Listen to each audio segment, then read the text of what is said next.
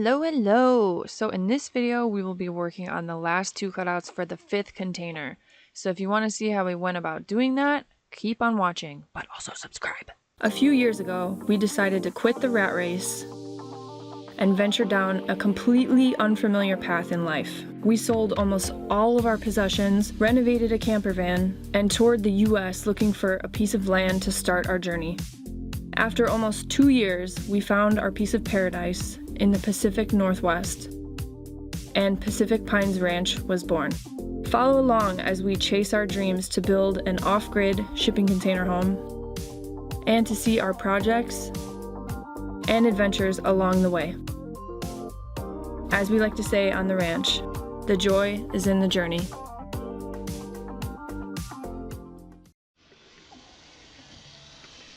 So first thing we did was work on the vertical cuts for this opening.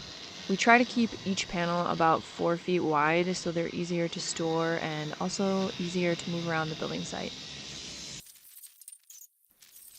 We used a 4-inch angle grinder with a cutoff wheel for most of the vertical cuts.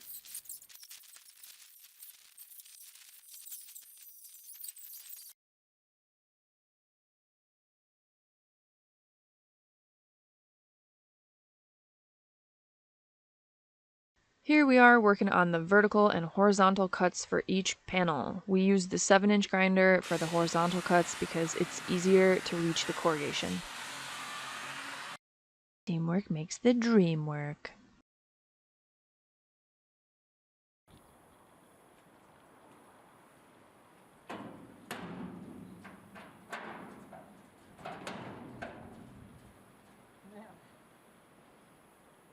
Je vais pousser par derrière.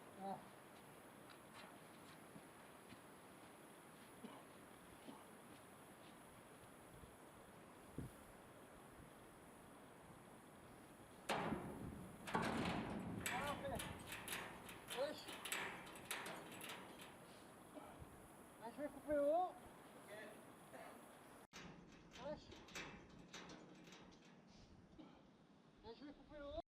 We used the reciprocating saw to remove the corners of the panel.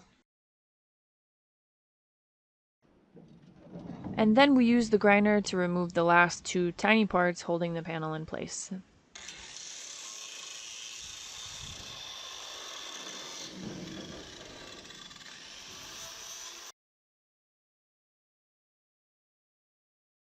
And now we are repeating all those steps to remove the other few panels from this cutout. This cutout will be for an interior space on the 3rd level of our container house. We'll have another 45-foot container that will sit parallel with this one, and the cutouts on this container will match up with the cutouts on the other container.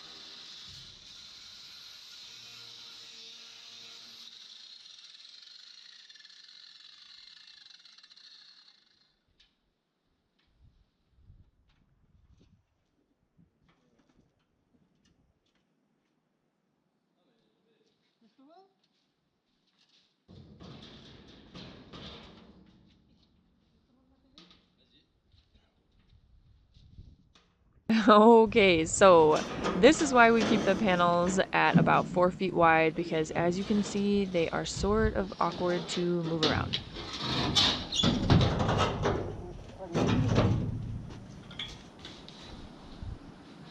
Comme ça.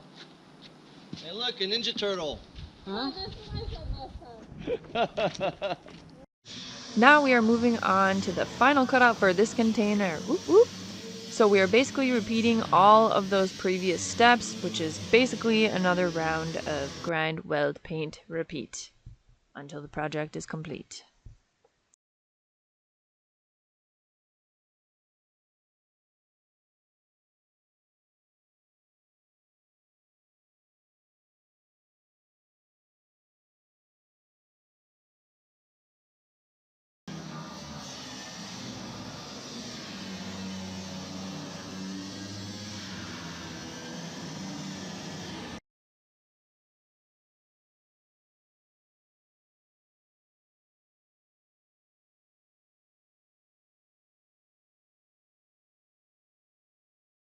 And here are the cutouts welded and primed. I didn't record any video of welding the reinforcements in, I'm sorry about that, but you can see they are in there. Still a few more things to do for these openings, but we are nearing the end. So Viant is working on applying the top coat of our 2-part marine grade paint to the reinforcements, which is the black paint that we always use.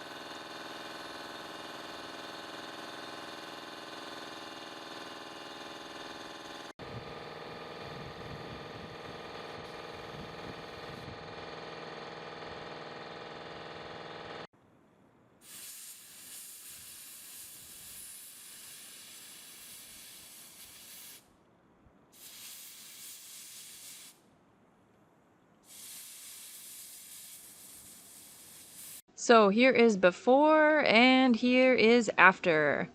So all the cutouts are complete on this container. There are 5 total. 2 are for sliding glass doors, 2 are for interior openings, and 1 is for a picture window. Walking on the land, gonna explain everything that we're doing. Hello, hello. So the last few days I didn't really take out the camera, so I'm sorry for that, but I was too tired. Too tired to do more than one thing. So I'm gonna take you guys around, show you what we did. All the birds are being crazy this morning, so. All right, so here we go. So we finished the reinforcements for this side, and we painted all of the reinforcements, so it's almost done. We used the rebar for some lateral support because this is the first time that we are going to lift a container with both sides cut out, and the cutouts are quite large, so we just figured why not. We have extra rebar laying around. I was like, let's just weld it together a little bit and hopefully that will help. And the last container that we did, we noticed it did help, because when we undid the rebar, there was some tension in it. So just figured, screw it, just do it. So anyways, this container is getting really close to being finished. We have to paint it black, so there's that. That will take a few days, I'm sure. And today what we're going to be doing is Viant is going to fill the top with sealant, the M1 marine sealant that we always use. So it's been a long 2.5 weeks. We had a lot of really long days, but feeling really good about our progress. We've made a lot of progress, and honestly we couldn't have made it this far this quickly without the help of one of our really good friends. So really thankful for good friends. And yeah, so we're gonna get everything together, gather all the supplies for today, and get to work. So there's quite a bit of debris and dew on the interior reinforcements, so Viant used the air gun to remove the debris and dry the surface. And of course, I needed a quick dance sesh for motivational purposes.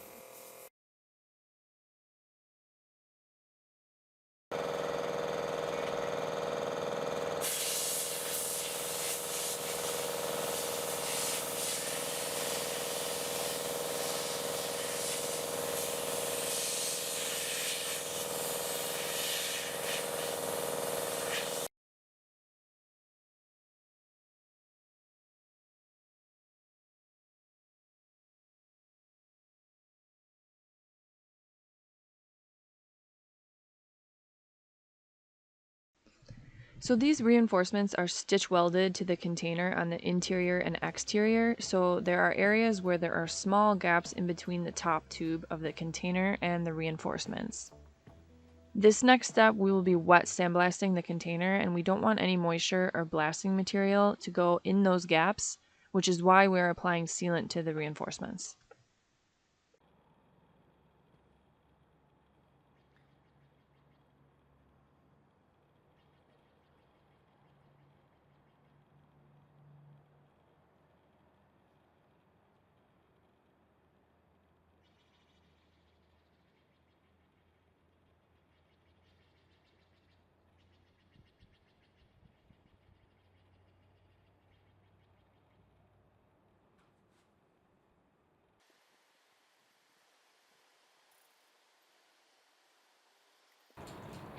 Do you need a new tube? Huh? Do you need a new tube? No, a little bit, but I used the one that you tell me to use, and he's working perfect, so it's good. Okay. These areas will not be seen once we install the insulation and drywall, which is why we aren't really concerned with the aesthetic of it.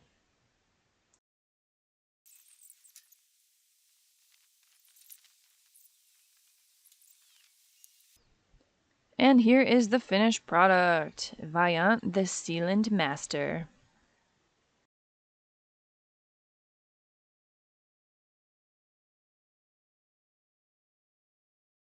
So here is before and here is after. All of the cutouts are completely done on this container and we are ready to move on. Next up, we'll be working on refurbishing the 5th container to remove the rust, etc. So lots of sandblasting coming your way. Be sure to subscribe to join our container build on Pacific Pines Ranch. Thank you so much for watching, and don't forget to check out our social media pages. See you in the next video.